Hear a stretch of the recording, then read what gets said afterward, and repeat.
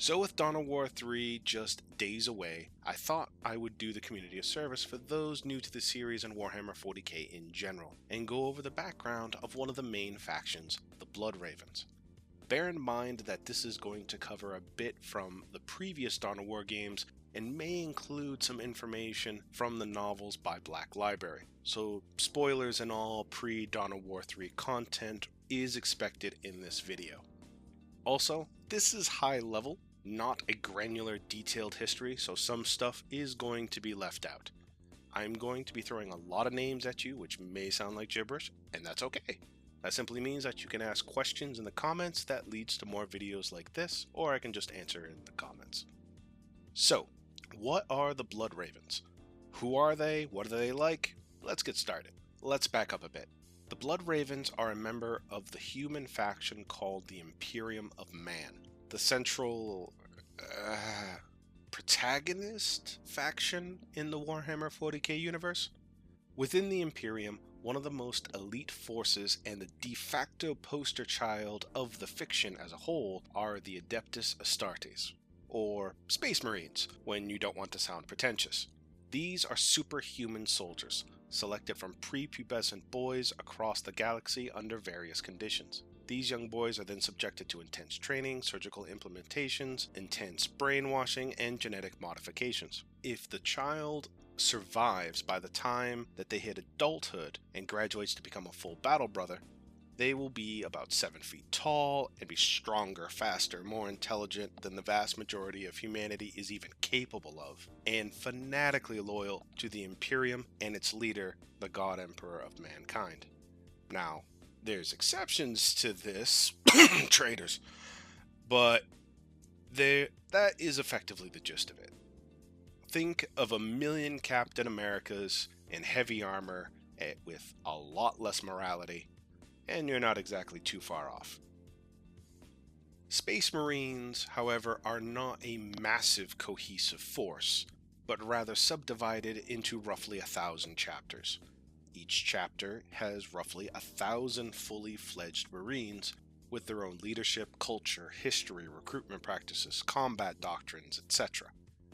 Chapters do not answer to each other, or anyone else for that matter, save for the Emperor or the High Lords of Terra.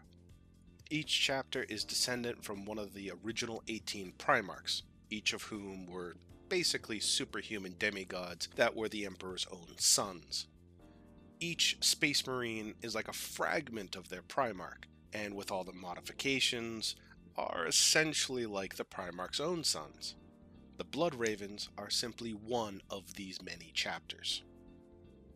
For the Blood Ravens themselves, they follow the standard template that most chapters follow in terms of organization, which is called the Codex Astartes.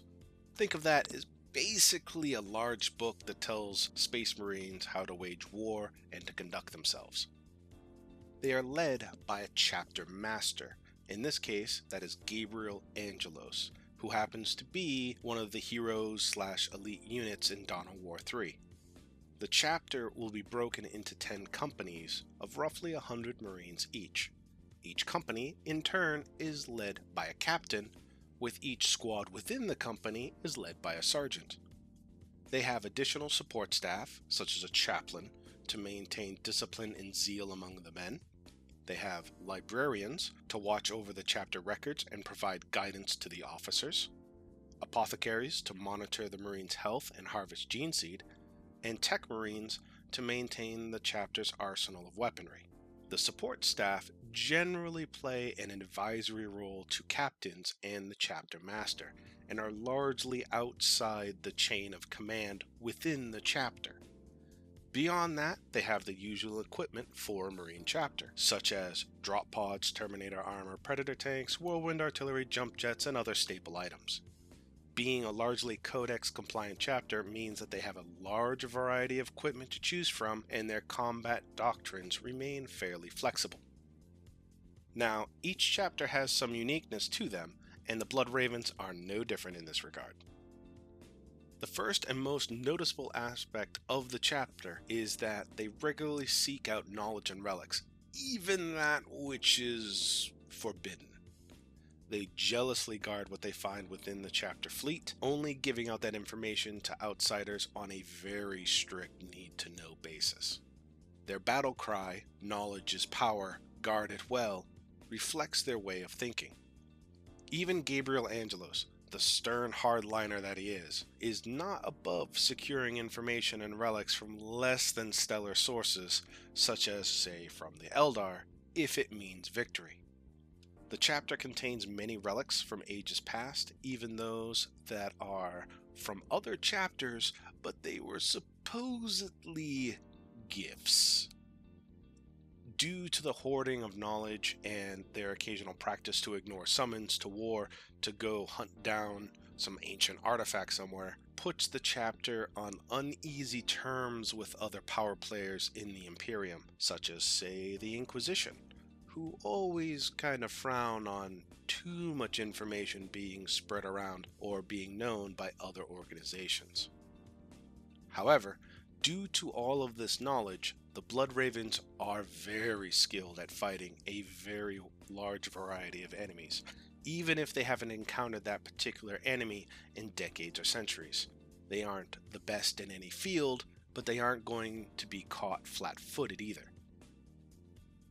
Ironically, the reason for the hoarding of knowledge is mainly because the chapter's origins are unknown, even to themselves. Unlike most chapters, they don't even know which Primarch that they're descended from, or when their chapter was even founded. This is even lampshaded in Dawn of War 2, with Sergeant Avitus remarking that this is similar to effectively a chapter not even knowing its own name. The major figure in the chapter's history in response to this is Azariah Vidya, known as the Great Father.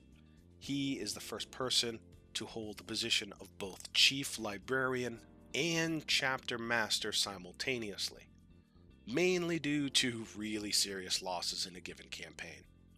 He was such a badass at the role, however, that he kept the position, reformed the chapter, and is venerated in modern day like a hero. Another unique trait is the high amount of psychers within the chapter. Most chapters have a mere handful of librarians that they can call upon, if any. Blood Ravens, however, are known to recruit potential psychers, and many recruits may start developing powers after training and organ implementation has begun. It is not unknown for the Blood Ravens to deploy an entire squad of psychers at a time.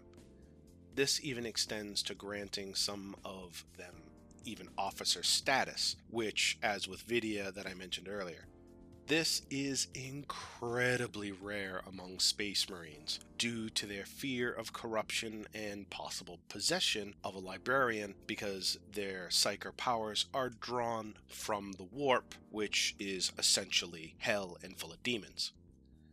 This fear is not exactly unfounded.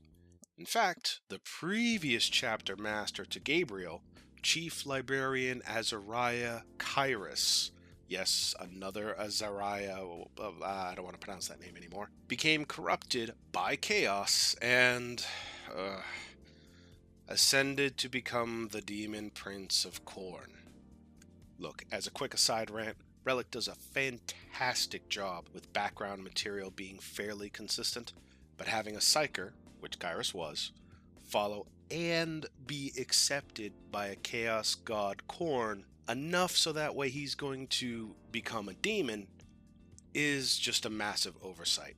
Khorne hates psychers with the fury of, well, a god, so having a psyker ascend in his name is just wrong.